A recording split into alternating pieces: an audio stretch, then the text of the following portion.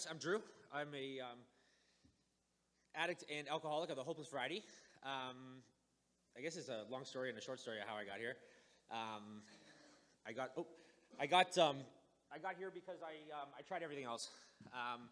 I thought that I was normal, and I'm not. I have a disease that I didn't know I had, and I had nothing. I was in a pretty bad place, and the two women that were supposed to love me by law, one married me, one's my mom, they both kicked me out. So I was like, man, I really did this. So I lived in my car for like 5 days, like Christmas time. It was brutal and cold. So I ended up joining a meeting at AA online on Zoom. Thank God for Zoom. Big up for that. And I was in a pretty dark place. So I went to a meeting, and that's actually a good story too. I'll tell that one. So I'm out front of my first in-person AA meeting. I've been to a bunch of Zooms, but that's easy because you don't have to tell anyone that you're an alcoholic. You're just a floating square, right? And I was out front of my AA meeting, nervous because I'd never been. And just like this, I opened up a bottle of pop, and it fizzed everywhere. Well, let me tell you, walking to my first AA meeting looking like I just pissed myself. And I was like, man, all of these people are going to think that I'm a drunk. I'm like, wait a second. So are they. So I did the 90s thing, and I put a jacket around my waist, and I went into the meeting, and I realized no one cared. And that's when, they told me that I didn't have to feel like that anymore, and I didn't have to drink anymore, and they were going to love me until I learned to love myself. So, that's when I stopped drinking, I got a home group, and so I was able to stay away from drinking and drugging, which is fantastic, because life is better when you're not drunk and high all the time, despite what you think at the time. And then, there was a guy who met a guy who was in Miami. He's like, yeah, there's a dude right beside you in Ontario. And you guys should be friends. You probably know him. His name's John. I'm like, yeah, the one John in Ontario. Then he texts me from a 613. I'm like, yeah, he's right beside me, bro. I got this. And so I message him. And I'm like, hey, this guy told me that I'd like you and you'd like me because we're both cozy boys with beard. I'm like, okay, cool. We'll be all right. And so we hit it off, right? Things were good, and I wanted a sponsor that knew how to deal with certain things like a wife and addiction, all that stuff. And so we hit it off, and I was new to the whole AA thing at the time. And I think his third text message to me was, I need a favor. I'm like, I don't know how this works yet, but like I think I'm supposed to ask you for favors, right? And he's like, yo, I got a guy in Toronto. I'm like, I got a bunch of guys in Toronto. Trust me. Like, I got guys in Toronto too. That's why I want you as my guy. I have enough guys. And he's like, yeah, he got in an accident. I'm like, oh, a car accident or something. He's like, he got airlifted from Ottawa to Sunnybrook. And I had been airlifted from Aurelio OPP station to Sunnybrook for an accident. So I'm like, man, this is no joke. And he's like, yeah, my guy was in an accident, and he needs an iPad. I'm like, whoa, it's a big ass, dude. Like, he's like an hour and a half away from like where I am, like west of Toronto, and he needs an iPad. I'm like, it's Christmas Eve. No problem. I got you. And you know what? I had nothing else going on, and it was a little bit selfish. It was something for me almost a little bit because like I needed to do something for somebody else because if I was in his spot, which I was at one point, not at Christmas. But if I was in a hospital with nothing and no one in a city where I'm not from, I'm like, a little gesture from somebody you don't even know will go a long way. So I did that, and I dropped him off an iPad that I didn't use anymore. There was no sweat off my back. And I ended up coming back the next day with a Christmas meal because no one should not be like a Christmas meal in a shitty hospital, right? That'll kill you before anything is the hospital food. 100%. And so I did that, and we couldn't see each other. It was like through glass, like we were in jail because it was like COVID, right? So it was like, oh, I'll see you, and he's like waving in a window. I'm like, this is weird. This is so weird. From a guy I've also never met to another guy I've also never met. I'm handing over iPads. I'm like, man, this is like send a Nigerian prince some money. You know what I mean? But I bought it. I was all in. I'm like, it's Christmas, whatever. So, I'm usually behind there. I don't ever talk in front of people. That's what I do. So, so that was kind of like, I'm going to argue this is like my first like 30 days in recovery. I'm like, this is busy, man. Like, this is a lot of work. Like, at least it's Christmas. I'm not busy with work, and like, I got nothing else going on. Like, I'm not talking to anybody. You know what I mean? So,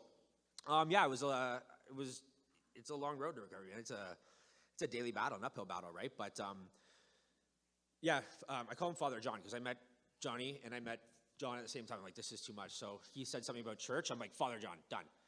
And that's Johnny. He's Johnny B. I'm like, Johnny B. Good. Perfect. We got this. And so Yeah, Father John and I kind of like hit it off. Everything was good, and there's a point, in sobriety where I was moving along and everything was good, and then you've taken away my solution, and I'm still left with like the hole in my soul, right? So like I'm good, but I don't have a fix. So like all the problems still exist. Oh, look at this with this. Oh, nice. Yeah, all the problems still exist, right? So now I'm like irritable, restless, and discontented to the nth degree, and here I am like itching in my skin. Like it was bad, you know what I mean? And like I know the other side is no good, but this side isn't looking too hot either, you know what I mean? So I'm like, what am I doing? And I call Father John. He's my sponsor. That's what I should be doing.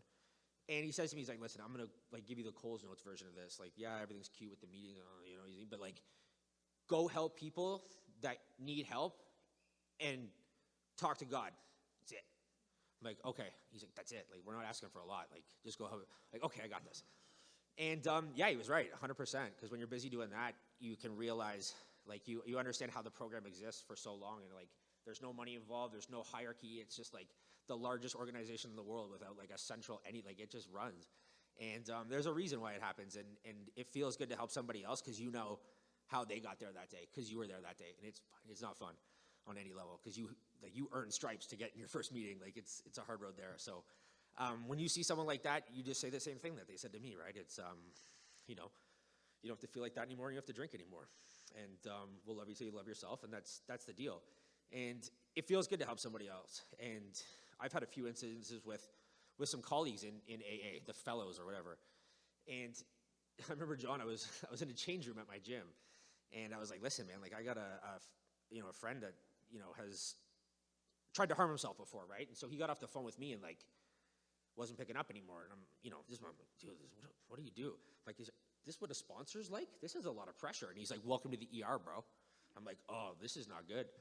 So there's a lot of ups and downs with this, and like it's not easy. Like you watch TV shows at HGTV about intervention. It doesn't work. It's not linear like that, and that's okay. Like it's okay that it's not like you don't always get it on the first shot. It's not the deal. You just have to keep coming back. That's the deal. Just don't ever stop trying, because when you do that, that's when it's over. So you just got to keep coming back. It's always what the deal is. And like they say it, all those cliches on the wall, they're true. That's why they got a picture on the wall. That's why they got printed out, right? So, yeah, if that's your deal, like there is a better way for life. Like it works if you work it. Jesus, all the phrases, right? It just falls out of your mouth at some point, right? You got all those. But it's fun and it helps. And like there's people that I talk to. My home meeting is actually like from the UK. And so like I talk to a lot of people in London, England. There's a lot of drunks over there, bro. Oh. Drinking's not like here. It's fun. There's a sport there. Like it's a deal. And then there's some other people all over the world, like in Croatia and Serbia and stuff. Like it's looked down upon way worse than it is here. Like you are ousted from like villages and stuff. So like they go to online Zoom meetings because that's the only thing they can do. And yeah, the world's a big place, and there's a lot of people out there that need help, and Zoom's brought everyone together, and it's awesome. Like, I talk to people all over the world. People in the future, like Australia, they're like, I'm calling you from tomorrow. I'm like, what? Like Marty McFly me. It's awesome. And yeah, it's just, there's people all over. So if whatever time of day you need to call somebody, just call somebody. And if you get those calls, it might suck because of whatever you're doing, but the other person on the other end of that line needs whatever you're doing more than you're doing. And that's the deal. And that's what it is. It's not a hard process. And it feels good. It's selfish on some level because like it makes you feel good, like you're needed by somebody and you know how they feel because you're there too. Like we're all the same. That's the deal. That's why those rooms work, where like I can talk to Karen and like I'm the same as Karen, who's 65 years old with a bob cut, you know what I mean? Who like partied in the 80s with like, what? And I'm like, you look like my grandmother. But we're the same. She tells the same story I do and has the same problems I do. And that's why it works. It is what it is, right? So, yeah, my name's Drew. I'm an alcoholic and addict of the hopeless variety. And, yeah, thanks to Father John for throwing this out because I woke up today in Toronto, had no idea I was coming to Ottawa, no idea I was DJing, and no idea I was speaking. And, well, that's what God told me to do today, so we do it. You know what I mean?